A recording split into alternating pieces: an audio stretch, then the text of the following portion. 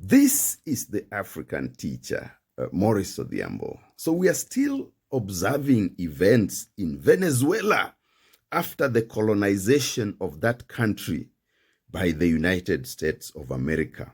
I would want to refer you to two authors so that you understand what really is going on, because there's a bigger fight for resources which has now played out in Venezuela. And so I want to refer you to, number one, Ronald Chipaike. Professor Chipaike is a prominent professor of international relations. He wrote The Libya Crisis, the Militarization of the New Scramble, and more. And that article was published by the International Journal of Humanities and Social Science. I will then refer you to Naomi Klein in her book, The Shock Doctrine, The Rise of Disaster Capitalism. So first of all, let me read one paragraph for you from Chipaike's article, and then we go to Naomi Klein, and then we try to wrap it all together. We must understand what is going on in the world, especially if we are African scholars, African activists, African politicians. Anyone who professes Pan-Africanism must read and understand what is going on in the world, particularly in the face of the ongoing competition between China and the United States of America, or rather between China and the West. So let's start with Ronald Chipaike, rather.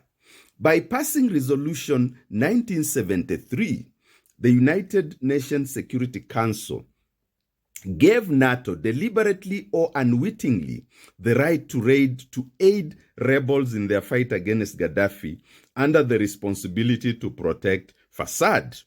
However, the real ambitions of NATO are not simply protecting civilians from Gaddafi, but actually to lay their hands on Libya's oil, which they have already done, and to get profitable reconstruction contracts. Implicit in all this supposed benevolence is disaster capitalism, spreading its tentacles to Africa and a militarization of the new scramble of African resources. I want to now go to Naomi Klein, and the reason is that disaster capitalism is actually Naomi Klein's framing of the problem of capitalism in the world today in the face of imperialism and militarization. So walk with me as I take you through what Naomi Klein said. So Klein argues that free market philosophy professed by the Nobel laureate Milton Friedman, that's like the father of disaster capitalism, and many others, and adopted by the international financial institutions, faced a hard time while being put to practice. Accordingly, crises were engineered in some countries to provide an environment in which unpopular reforms could be carried through. In some countries, natural disasters were used as an occasion to push through the free market reform agenda. Klein's basic thesis is that unpopular market reforms have typically been carried out at a time when the shock-stricken people were too disoriented to take even a clear stand on the reforms, much less to put up a stiff resistance to these reforms.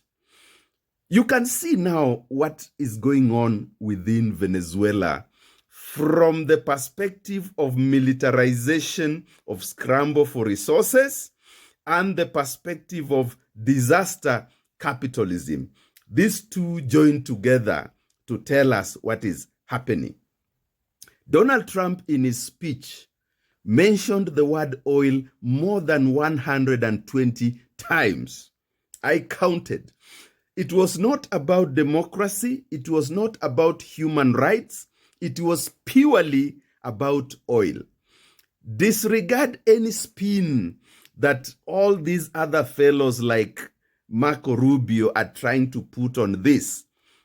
Donald Trump told us the truth.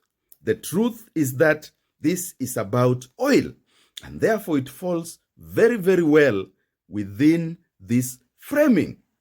You know what happened in Libya. You know the disaster that has happened there, and the destabilization of an entire region, the death of millions of Libyans, just like the death of millions of Afghanistans, the death of millions of Iraqis, because of the same purpose that Western governments and capitalism have been pursuing, which is basically to militarize, to use military now to capture resources. If they cannot capture this, get resources through diplomatic negotiations, then they can get these resources through the use of military force. So as we watch Venezuela, bear in mind that this is the reason, and where the world is going probably is very, very disastrous.